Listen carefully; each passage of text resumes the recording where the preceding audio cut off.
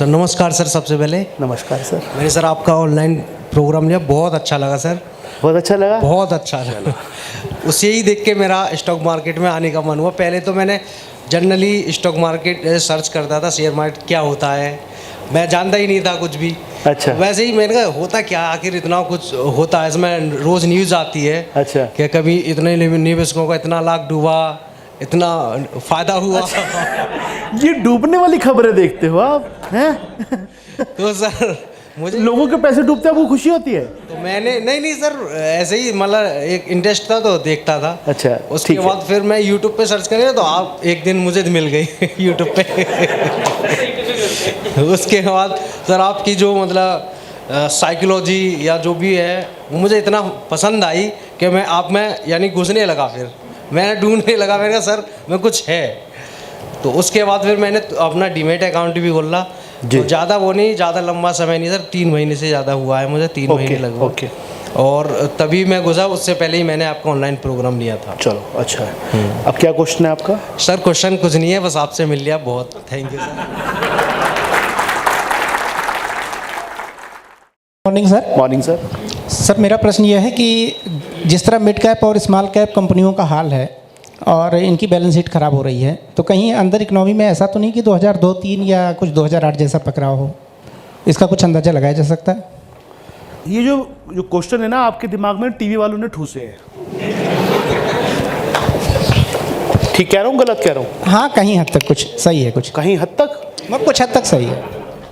अगर आप ये कह रहे हो कहीं हद तक, तो मैं ये मान लूँ कि आप इतने इंटेलिजेंट हो कि आपको पता है। 2002 में थे आप?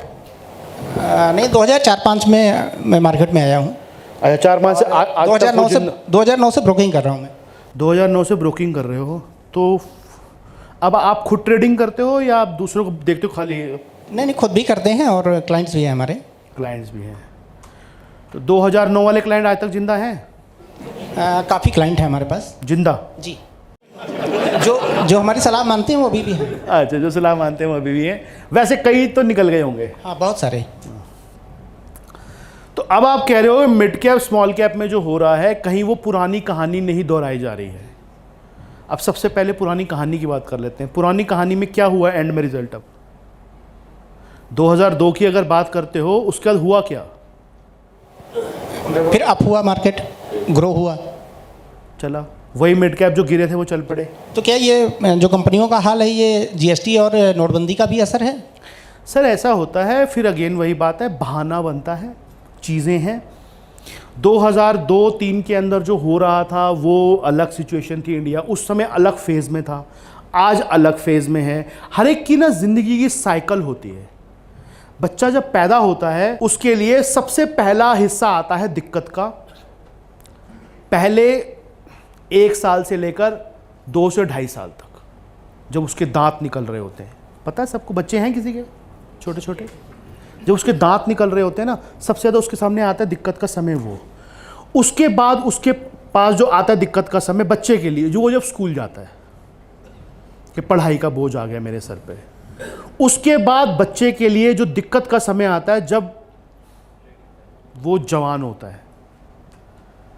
उसके बाद उसकी दिक्कत का समय आता है जब उसकी ऐसी एज में आता है जब उसकी स्कूलिंग ख़त्म होती है, उसे अपनी जॉब में जाना होता है।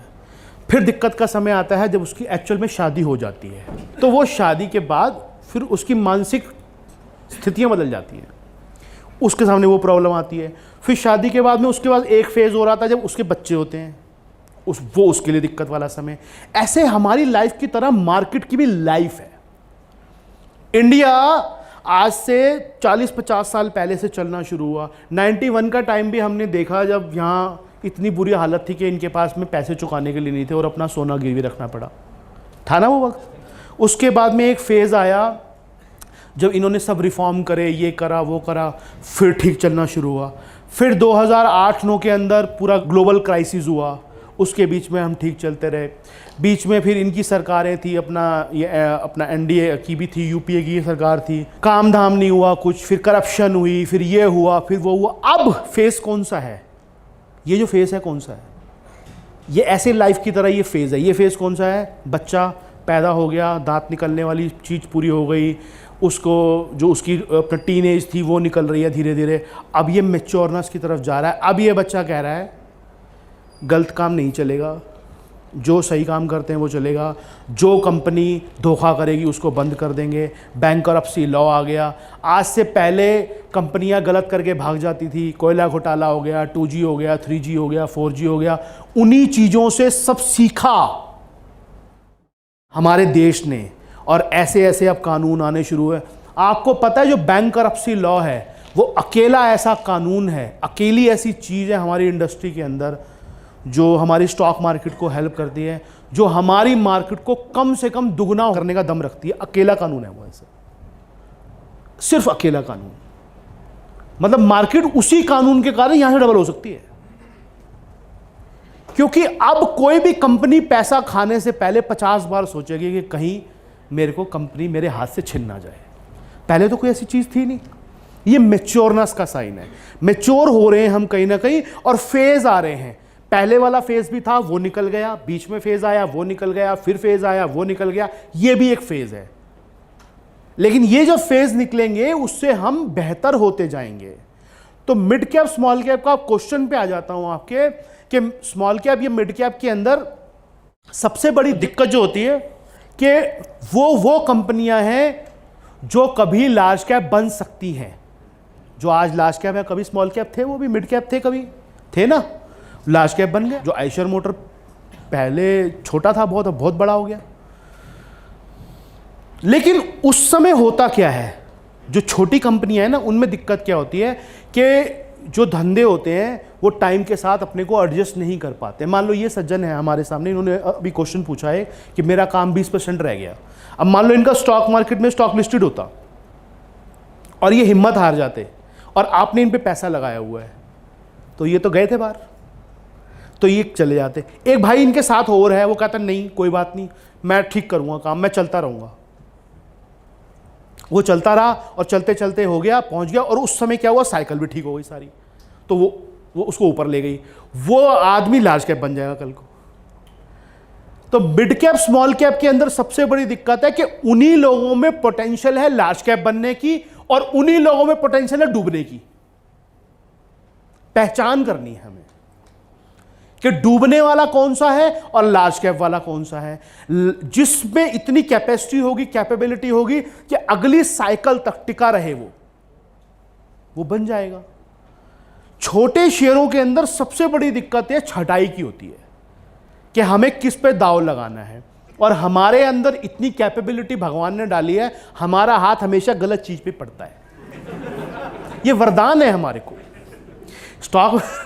स्टॉक मार्केट के जितने ट्रेडर इन्वेस्टर हैं उनको वरदान मिला हुआ है कि दो चीज तुम्हारे सामने होंगी बच्चा, तुम्हारा हाथ हमेशा गलत चीज पे पड़ेगा, सही पे कभी नहीं पड़ेगा। ये वरदान मिला हुआ है हमें। उस वरदान के कारण ही हम गलत जगह फंसते हैं। इसीलिए जो शेयर हमने लिया होता है 30% के सर्किट नीचे के उसी पे लगते हैं, और जो बेचा होता है वो ऊपर खड़ा रहता है। ये हमारे साथ ही होता है अक्सर, और तो किसी के साथ होता नहीं है। जो हमने लिया होता है वो कभी चलता नहीं, जो हमने बेचा होता है वो हमेशा रुकता ही नहीं। एक जो हमारे पास है हम उसके ऊपर आने का इंतजार करते हैं, जो हमारे पास नहीं है उसके नीचे आने का इंतजार करते हैं कि नीचे आएगा तो मैं लूंगा, ये ऊपर आएगा तो बेचूंगा। ना ये आता है और ना वो आता है। यही किस्मत है हमारी। पहले तो हमें इन चीज़ों को सुधारना होगा। दूसरा, हमें साइकिल की समझ होनी चाहिए। और मिड कैप स्मॉल कैप जो है वो कुछ नहीं है, वो कंपनी का फेज है। यही कंपनी कल को बंद हो सकती है, यही कंपनी कल को बड़ी बन सकती है। और अक्सर ये देखा गया है कि जो कंपनियां साइज में बड़ी होती हैं वो एडवर्स कंडीशन को झेल जाती हैं, और जो साइज में छोटी होती हैं वो कहीं ना कहीं खत्म हो जाती हैं। तो ऐसी कंपनी को चुने शुरू में जो कंपनी एक्चुअल में अपने को प्रूव कर चुकी है। कहते हैं ना, जीतते हुए घोड़े पे दांव लगाओ। पहले उसको प्रूफ करने दो अपने आप को, पहले उसको साबित करने दो अपने आप को। मैंने एक बार एक वीडियो बनाया था बाजार शास्त्र में, शायद आपको अगर याद हो, कि सलमान खान को जिसने 5 लाख रुपए देकर पहली पिक्चर साइन की मैंने प्यार किया, उसने ज़्यादा कमाया कि उसको जिसने 50 करोड़ देके बाद में पिक्चर साइन की, उसने ज़्यादा कमाया। सलमान खान, जब सलमान खान साबित हो गया उसके बाद जिसने दांव लगाया उसने ज़्यादा कमाया। पहले जिसने लगाया वो जुआ था एक्चुअली। तो सलमान खान ढूंढने की कोशिश मत करो, जो सलमान खान बन गया उस पर दाव लगा दो। हमारे अंदर दिक्कत क्या, हम कहते हैं हम ये पकड़ेंगे कॉकरोच और इसको सलमान खान बनाएंगे। नहीं होता सर, क्योंकि बीच में कई विवेक मुश्रान निकलेंगे, कई और निकल जाएंगे कुछ और। आप क्या चाहते हो? आप चाहते हो मैं 20 ऐसे छोटे मोटे एक्टर लेके एक पिक्चर बना दूं और वो पिक्चर 50 करोड़ कमाए।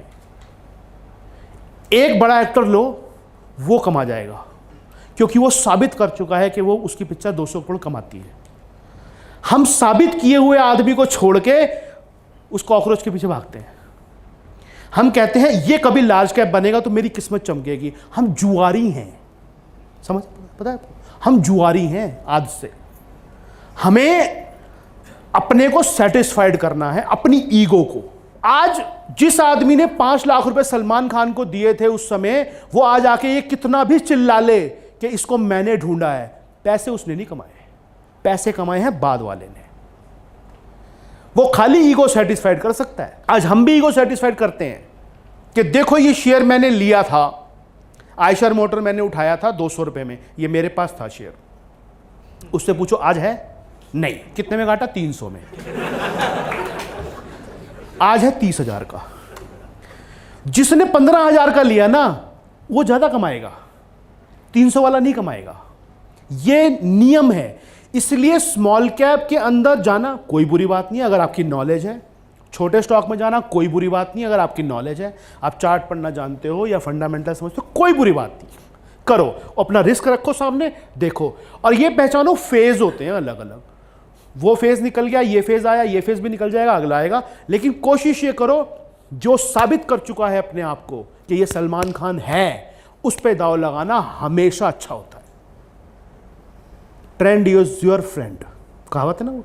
हमेशा अच्छा होता है जो साबित कर चुका है अपने आप को कि हाँ वाकई में ये घोड़ा तेज दौड़ने वाला है। लेकिन वो तेज दौड़ने वाला घोड़ा हमेशा महंगा मिलता है। हम हमेशा सस्ते का चक्कर में रहते हैं, उसमें हम फंस जाते हैं। क्योंकि विवेक मुश्रान तो मिल जाएगा 10 लाख में, और सलमान खान जो है अपना मांगेगा 10 करोड़। हम कहते हैं उसमें ऐसी क्या बात है, हम तो विवेक मुश्रान से बना लेंगे पिक्चर। बना लो, वो चलेगी नहीं एक हफ्ता।